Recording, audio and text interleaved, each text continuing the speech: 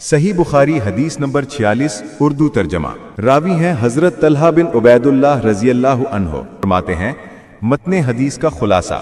نجد کے علاقے سے ایک شخص رسول اللہ صلی اللہ علیہ وآلہ وسلم کی خدمت میں حاضر ہوا۔ اس کے سر کے بال بکھرے ہوئے تھے۔ اس کی اونچی آواز تو سن رہے تھے مگر سمجھ نہیں پا رہے تھے کہ وہ کیا کہہ رہا ہے۔ وہ قریب آیا تو معلوم ہوا کہ وہ اسلام کے بارے میں پوچھ رہا ہے۔ رسول اللہ صلی اللہ علیہ وآلہ وسلم نے فرمایا، میرے ذمے دن اور رات میں 5 نمازیں پڑھنا فرض ہیں۔ شخص نے پوچھا، کیا ان کے علاوہ بھی کوئی نماز مجھ پر فرض ہے؟ آپ صلی اللہ علیہ وآلہ وسلم نے فرمایا، نہیں، مگر یہ کہ تم نفل نمازیں پڑھو، یعنی اضافی نمازیں پڑھو تو تمہاری مرضی ہے۔ پر رمضان کے روزے رکھنا فرض ہیں۔ اس شخص نے پوچھا، کیا ان کے علاوہ بھی کوئی روزہ مجھ پر فرض ہے؟ آپ صلی اللہ علیہ وآلہ وسلم نے فرمایا، نہیں، مگر یہ کہ تم نفل روزے رکھو، یعنی میں رکھنا چاہو تو تمہاری مرضی ہے۔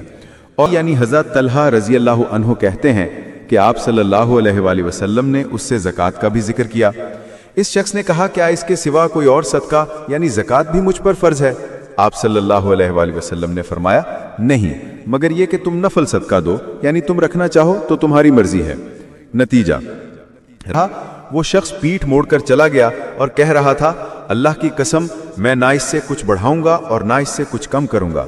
اس پر رسول اللہ صلی اللہ علیہ وآلہ وسلم نے فرمایا، اگر یہ سچا ہے تو کامیاب ہو گیا، یعنی جنت میں داخل ہو گیا۔